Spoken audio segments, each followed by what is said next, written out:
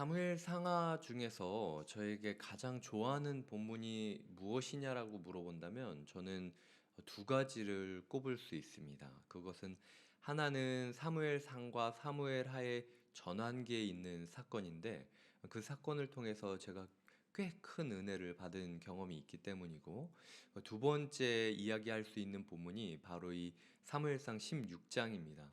사무엘상 16장은 나중에 어차피 자세히 다루게 될 예정이에요. 그래서 오늘은 가장 중요한 포인트 하나 정도만 같이 이야기를 나누면서 새벽에 기도하도록 하겠습니다. 저는 사무엘상 16장을 보면서 특히 사무엘이 다윗과 만나는 이 마주하는 자리를 보면서 교회란 무엇일지, 그리고 다락방이란 무엇일지에 대해서 생각을 많이 하곤 합니다. 사무엘은 철저히 사역에 실패했던 사람이었습니다. 그가 인생을 살아가면서 정말 열심히 노력했거든요. 시작부터 받쳐진 자로 살아가지 않았습니까? 어머니가 자기를 하나님께 구할 때의 그 마음이 어땠는지 평생 동안 들어왔을 것이고, 어머니가 자기를 기도 응답으로 자부심을 가지고 살아가고 있다라는 그 마음도 사무엘에게 있었을 것입니다. 자신의 인생이 하나님께 바쳐진 자로서 바르게 살아가야 된다라는 부담감도 있었고, 그의 사역 여정 가운데 그가 양 아버지처럼 여겼던 그의 대한 가족을 하나님께서 그를 통하여 무너뜨리시는 것을 보았을 때 그가 받았을 충격을 우리는 이루 상상할 수 없을 정도일 것입니다. 하나님께서는 그가 평생 동안 동경하던 가족, 엘리제 사장의 가족을 철저하게 짓밟아 버리는 도구로 사용하시면서 사울에게 있어서 사역자의 가정이 얼마나 바르게 서야 하는지를 알려주셨죠. 그럼에도 불구하고 그의 마음 가운데 엘리와 똑같이 자기의 자녀들을 편애하고, 그리고 원래 모습보다 높게 보는 그런 마음을 더하게 하셨고, 그것이 결국 이스라엘 가운데 왕을 구하게 만드는, 사무엘의 사역을 무너뜨리게 만드는 시초가 되었다라는 것이 사무엘에게 있어서는 인정하기는 싫었지만 굉장히 수치스러운 경험이었을 것입니다. 만약 내가 그때 내 아들을 객관적으로 판단만 했었더라면, 만약 내가 그때 하나님의 뜻을 구하면서 움직였을 거라면, 이라는 후회 가운데 하나님께서 왕을 세우라고 하셨고 어렵게 어렵게 왕을 세웠건만, 그 세웠던 왕은 쥐지리도 자기의 말을 듣지를 않고 결국 하나님께서 후회한다라는 이야기를 세 번 정도 반복하실 정도까지 상황이 악화되고 있습니다. 사무엘의 사역자로서의 인생을 여기까지 딱 끊어놓고 봤을 때 사무엘의 사역이 성공했다라고 생각하십니까? 실패했다고 생각하십니까? 제가 사역자로서 평가하는 건 저는 철저히 사무엘은 실패했다고 생각해요. 왜냐면은 그가 아무리 미스바 회개 운동을 하고 그랬건 뭐 어쨌건 간에 지금 이 자리가 제일 중요하지 않습니까?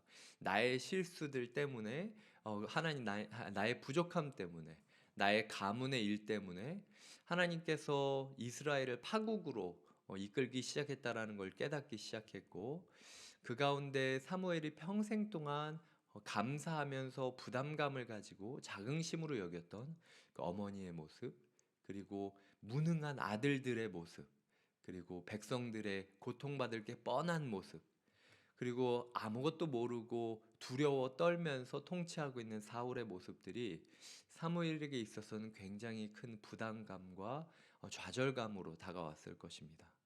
그래서 16장 본문은 처음에 시작할 때 사무엘이 사울을 두려워하면서 시작을 하고 있어요. 원래 사무엘의 인생이 이런 사람이 아닙니다.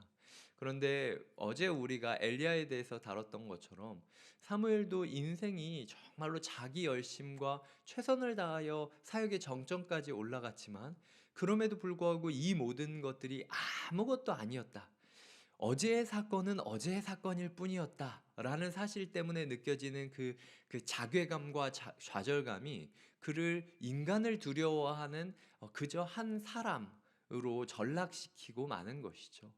하나님께서는 그 실패한 사역자에게 다시 한번 기회를 주십니다. 너는 기름 뿔병에 기름을 채워서 가라 라고 이야기를 하고 있어요. 그때부터 사무엘이 좀 이상하다는 생각을 합니다. 10장 1절인가에 보면은 사무엘이 사울을 기름 부었을 때는 뿔에 기름을 채웠던 게 아니라 병에 기름을 채웠다라고 이례적으로 기록이 되어지고 있어요. 성경 안에서 그렇게 그냥 기름을 부었다라고 이야기할 수 있는 본문인데도 불구하고 그때는 병이었고 지금 뿔이었던 게 시사하는 의미가 있습니다. 2장 10절에 보면은 한나가 사무엘을 잉태하면서 기도를 했을 때에 하나님께서 이렇게 기도를 하게 하십니다. 제가 2장 10절을 한번 읽어 드릴게요. 여호와를 대적하는 자는 산산이 깨어질 것이라 하늘에서 우레로 그들을 치시리로다. 여호와께서 땅끝까지 심판을 내리시고 자기 왕에게 힘을 주시며 자기의 기름 부음을 받은 자의 뿔을 높이시리로다 하니라. 그러니까 지금 이때 한나가 기도했던 그 기도 제목, 그리고 사무엘에게 어렸을 때부터 하나님이 이러이러한 과정을 통해서 너를 주셨고 내가 그때 이러이러한 기도를 드렸다라고 평생 동안 주입되었던 사무엘의 본능 가운데 이 뿔이라는 단어가 확 꽂혔던 거죠. 하나님께서 이 모든 것을 계획하고 계셨고 심지어 나의 실패까지도 생각하고 계셨고, 하지만 그럼에도 불구하고 나를 부르셨고 그리고 다시 한번 나를 보내시고 계시다라는 사실이 사무엘의 발걸음에 새로운 기대감을 가지고 설렘 가운데 하나님의 여정을 시작할 힘을 주신다라는 것입니다. 그가 이새의 집, 그 당시 마을의 그 이장과도 같았던 장로 이새의 집에 들어가서 자녀들을 만나자라고 이야기를 합니다. 그런데 7 아들을 다 보여줬는데도 하나님께서 맞다라는 이야기를 하지 않으시는 거예요. 그래서 이 말고도 혹시 누가 더 있냐라고 물어보자 그제서야 이새가 내 아들이 7 플러스 1이다 라고 이야기를 해요. 근데 막내라는 단어를 넣으면서 막내가 있는데 근데 양치는 짜다 라고 이야기를 해요. 근데 분명히 사무엘이 아들들을 다 데려오라고 했는데 부모는 그 아들 다윗을 소개시켜주기 부끄러웠던 것이죠. 그래서 뭐 여러 사람들이 여러 설을 들어서 이야기합니다. 어떤 학자는 다윗이 뭐 그 정식 자녀가 아니었다라고 얘기까지 하는 사람도 있어요. 하여튼 뭐 여러 생각들이 있지만 성경에 나오지는 않으니까. 하여튼 다윗이라는 사람은 가족 취급을 받지도 않았던 낙오자였다라는 거죠. 여기서도 아벨과도 같이 그 다윗은 당시 여성이나 소년 뭐 비중 있지 않게 다뤘던 그 목자의 일을 감당하고 있습니다. 더럽고 위험하고 생활이 불규칙하지 않고 가족과 관계를 맺기 어렵고 그리고 당시 농경사회, 가나안이 농경사회지 않습니까? 그러니까 어떤 학자는 이 농업과 목축업을 이야기할 때 이스라엘 백성에게 있어서 농업은 첨단 산업이었다라고 이야기를 해요. 시기가 흘러가는 계절감, 그리고 어느 때에 뭘 심어야 된다라는 그런 지식들이 있어야 됐기 때문에 당시 그 농사를 짓는다라는 것은 굉장히 고급 직종, 그리고 가족의 생계에 있어서 굉장히 중요한 직종이었죠. 근데 이 자급자족하는 사회였기 때문에 양을 쳐도 저희가 뭐 강원도 양떼 목장처럼 그렇게 많이 양들을 돌보는 게 아니었습니다. 그저 그냥 전 먹고 그냥 그 털 깎고 이 정도, 우리 집 사람들 살 정도의 자급자족을 하는 역할이었기 때문에 다윗의 비중이 크지도 않았어요. 다윗이 자기의 인생을 봤을 때 시편에서 내 가족은 나를 버렸으나 라고까지 표현을 하는 사람입니다. 그러니까 다윗의 인생 또한 우리가 3글자로 표현할 수 있다면 실패자, 그게 다윗의 인생이었다라는 거죠. 가족으로부터 대우받지 못하고 막내, 이 막내라는 단어가 카탄이라는 단어인데 아무것도 아닌 자라는 것을 뜻합니다.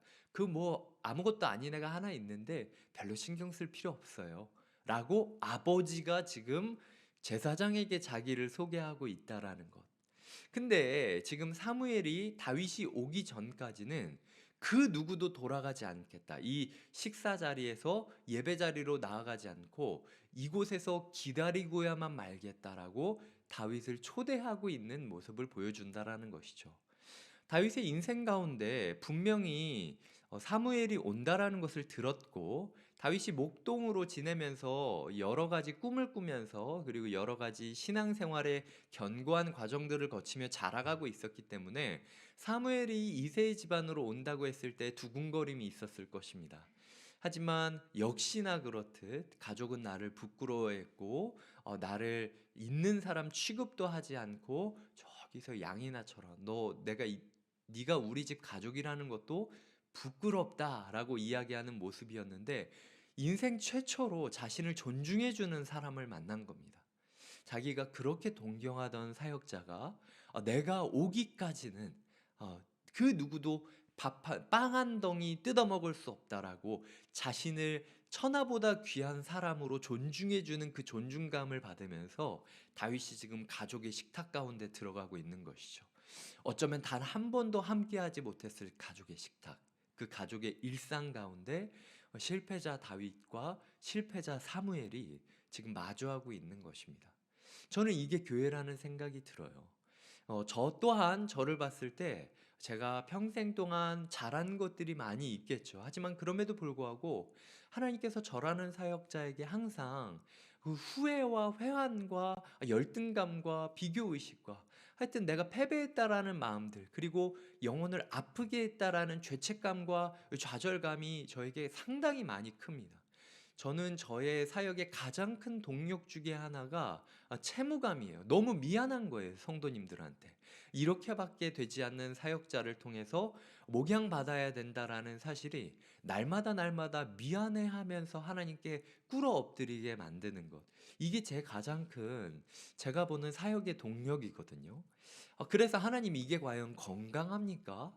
건강한 사역자를 주님 주시는 게 좋지 않습니까? 라고 기도할 때가 꽤 많이 있었어요. 그런데 하나님께서 이 사무엘을 통해서 너무 걱정하지 마라. 인생이라는 게 다 그런 거야. 화려하고 미스바의 운동, 뭐 출신이 어쩌고 저쩌고, 엄마가 어떤 기도를 했건, 뭐 누구에게 이런 교육을 받았건 간에 그냥 실패자라고 느꼈던 그 사무엘의 모습. 그럼에도 불구하고 다시 한번 자신을 불러주시고 모든 것을 알고 있었지만 다시 한번 자신을 보내주시는 하나님. 이거면 되는 거야.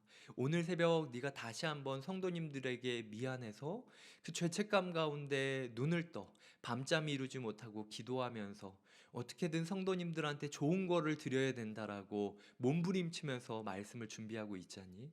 하지만 그럼에도 괜찮아.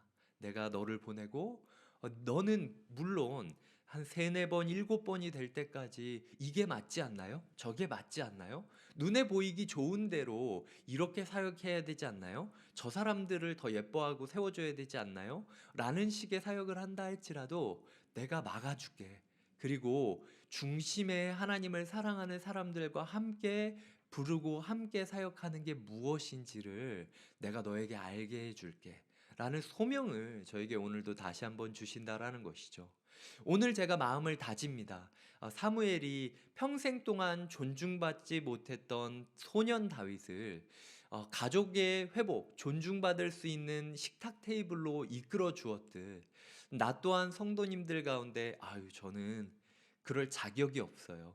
저는 신앙 연수도 그렇고 아는 것도 없고 순장님도 아니고 그리고 우리 이 중원구라는 지역이나 저의 일상을 봤을 때 저는 너무 부족하고 너무 못 살고 너무 힘들어요 라고 이야기하는 성도님 한 분 한 분을 거룩한 말씀의 식탁 가운데로 초청해 주셔서 성도님들이 세상 가운데는 존중받지 못하고 살아간다 할지라도 오늘 이 자리에서 성도님이 하나님의 말씀을 먹고 마시기 전까지는 그 누구도 은혜 받을 수 없다라고 주님께서 선언하셨습니다 라고 이야기 드리는 사역자가 되기를 원합니다. 그리고 교회가 그런 거예요. 성도님들의 인생 가운데 소년 다윗처럼 가장 사랑하는 사람에게조차도 존중받지 못하다라는 느낌이 들 때 하나님께서 말씀을 통하여 예수 그리스도를 통하여 다시 한번 이 교회 공동체로 불러주신 것이죠. 이 식탁 테이블 안에서 말씀을 마음껏 듣고 마시며 나와 함께하는 다락방 식구들과 함께 하나님께서 주시는 풍요로운 잔치를 누리시면서 어제 우리 엘리야를 통해서 보았듯이 그 구운 떡 하나와 물 한 잔에 40여일을 걸어갔던 것처럼 우리의 험난한 인생길, 주님께서 주시는 이 곁에 있는 교회 공동체로 인하여 걸어갈 수 있게 되시기를 마음을 다하여 응원하고 축복드립니다.